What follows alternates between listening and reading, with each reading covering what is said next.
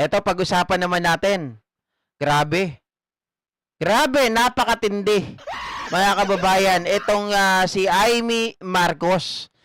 Akalain nyo yun mga kababayan, na wala na po sa tamang kaisipan o lukaret. Pero inyo, etong si Amy Marcos ay pipigilan daw niya po si PBBM. Sa makatuwid ba nun? Pipigilan niya si PBBM, gusto niyang malibre si Sara na maging accountable doon po sa usapin ng confidential funds. Pakinggan natin mga ka-GP yung sinabi dito ni Amy Marcos Ito lang, hindi ko na mapakita sa inyo yung yung video. Ayan.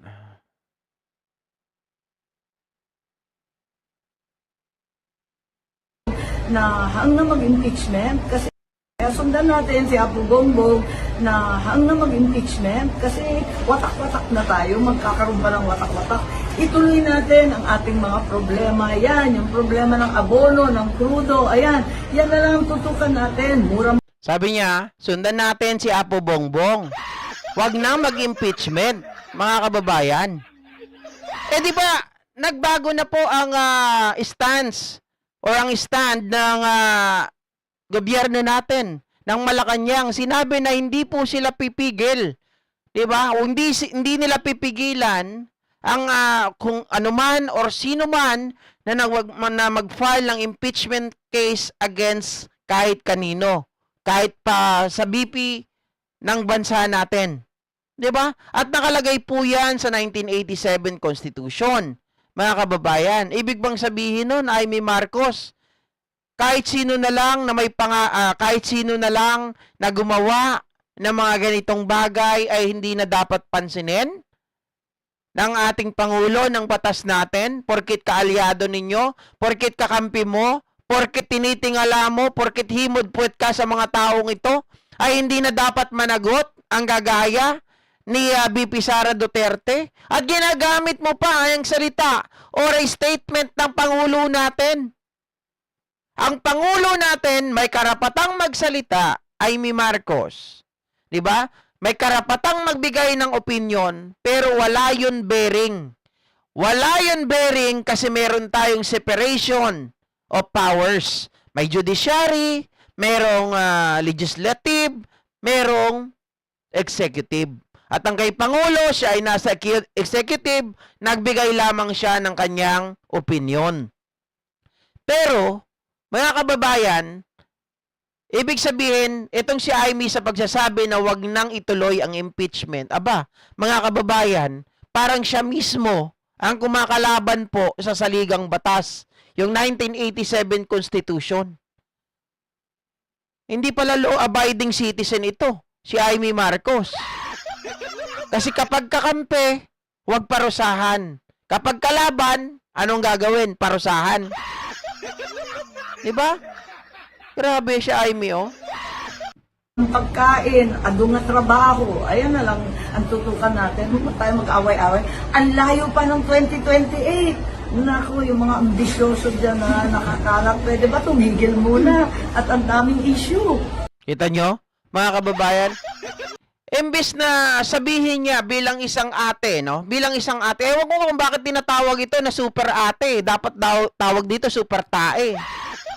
Isipin nyo mga kababayan, imbis na bilang isang ate, nakatatandang kapatid, turuan niya po ng, di ba, ang ate natin or kuya, kung sino man yung nakakatanda, di ba, dapat sila magtuturo sa atin ng mabuting asal. Sila nagtuturo sa atin ng mga bagay dapat katulad sa batas. Kung ano ang dapat sundin, kung ano ang tama. 'Di ba? So bilang isang ate, dapat sabihin niya pa nga kay PBBM na ading ko, Apo BBM. Kung ano ay nakasulat sa batas natin, dapat yan ang unahin. Dapat iyaan ay gawin. 'Di ba? Kasi pag sinabing nakasulat, mga kababayan, ibig sabihin rules and regulation yan na hindi pwedeng baliin. Dahil kapag binali mo yan, maraming gagaya. Tapos ang gusto mo, huwag panagutin itong si BP Sara. Huwag panagutin itong si BP Sara, nakitang-kita naman sa investigasyon na maraming kalokohan. 'Di ba? Tapos, babanat ka bigla doon sa malayo pa ang 2028, yung mga nangangarap dyan, magtigil kayo. Si Sara nga yung nagpaplano na tumakbo sa 2028. 'Di ba? Na sinabi niya tahasan, tatakbo siya kasi nauhuli na daw ang Pilipinas, ang kapal na mukha. 'Di ba? Carmelita Soriano, shoutout po. Biruin nyo yun mga kababayan, just to divert the attention of the people. Sasabihin mo, itigil mo yan. Sundin natin si Apo Bongbong.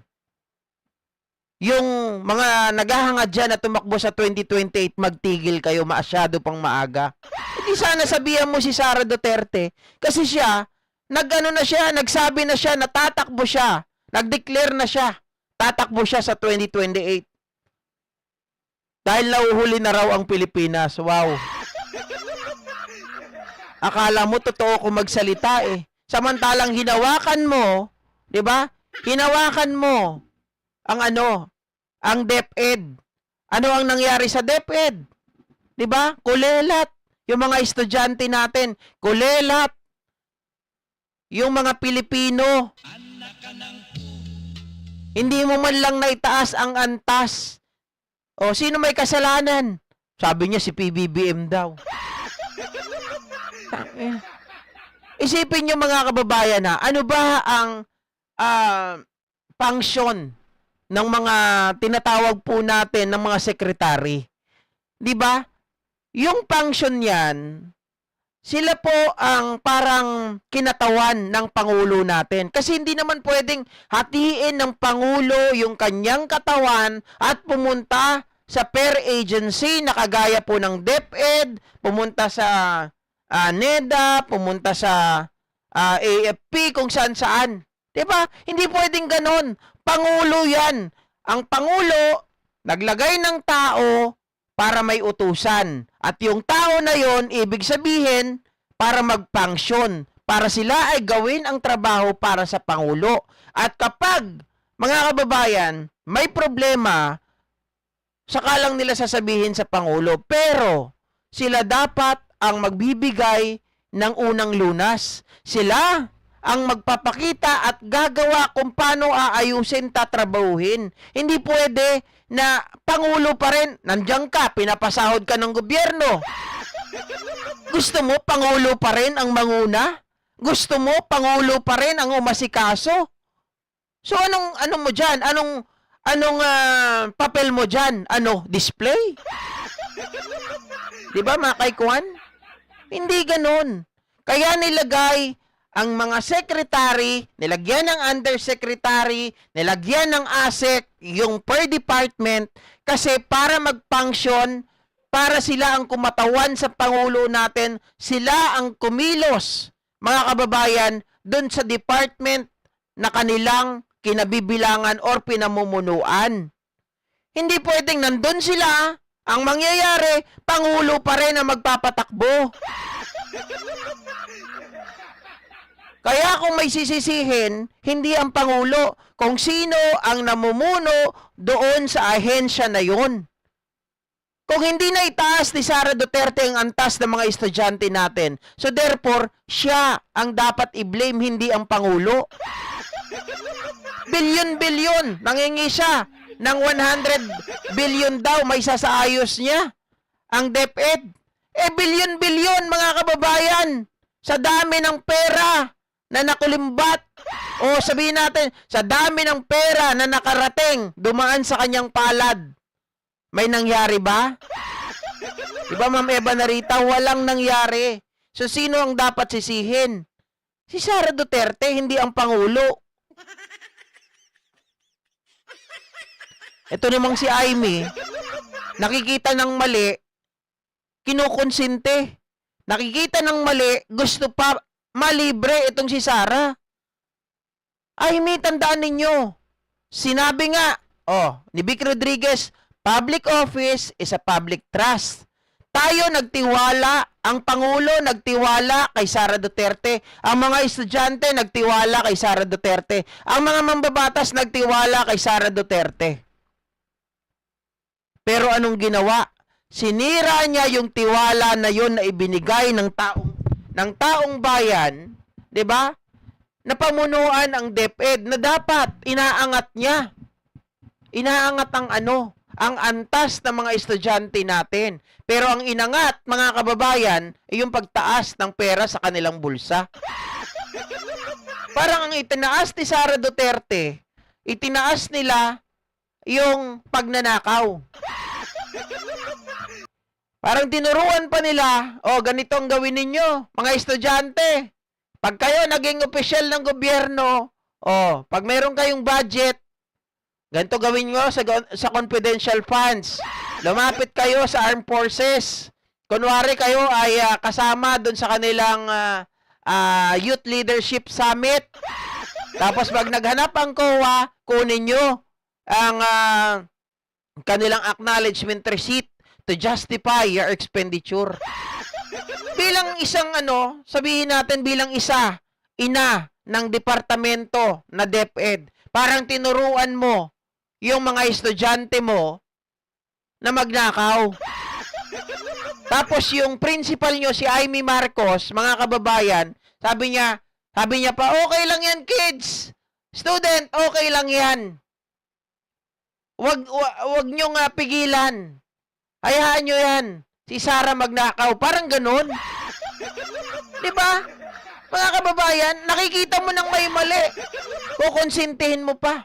Paano kung ibang sitwasyon yan? Halimbawa, sabihin natin yung usapin ng rape. Sabihin natin si Sara Duterte.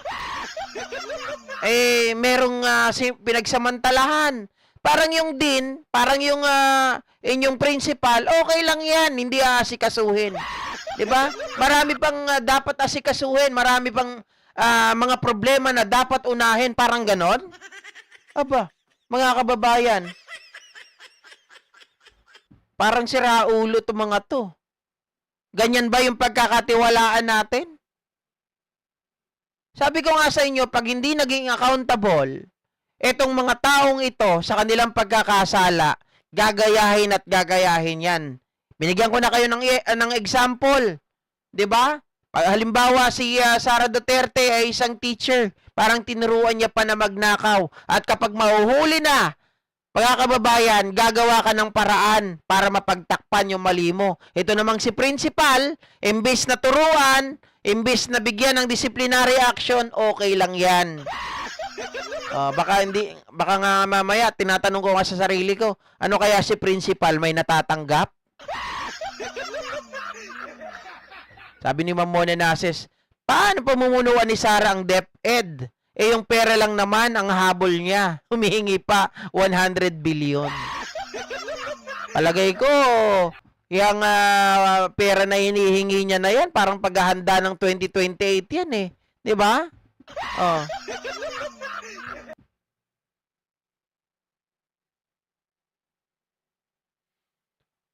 Sabi ni Junsky, I mean, not her. Sad to say. Teka lang, paano yun? Hindi ko magets yun sa Mang Ilocano 1981. Yun lang yung ano ko doon. Joshua Agkawili, shoutout sa'yo, brother ha. Ganing Archola watching from New Zealand Idol. Go Go Philippines. Go Go Go PH. Sabi ni Belinda Poller, tama siguro siya ang isa sa nakinabang. Well, example ko lang yon mga kababayan. Kasi usually naman, di ba, kung sino yung nakikinabang, kung sino yung protector, siya yung mga taong hindi talaga papansinin, papalagpasin, yung mga katiwalian nung ginagawa ng mga ibang opisyal, tama? Di ba? Kaya ang tanong ko, hindi kaya ito naaambunan? Di ba? Tanong lang naman.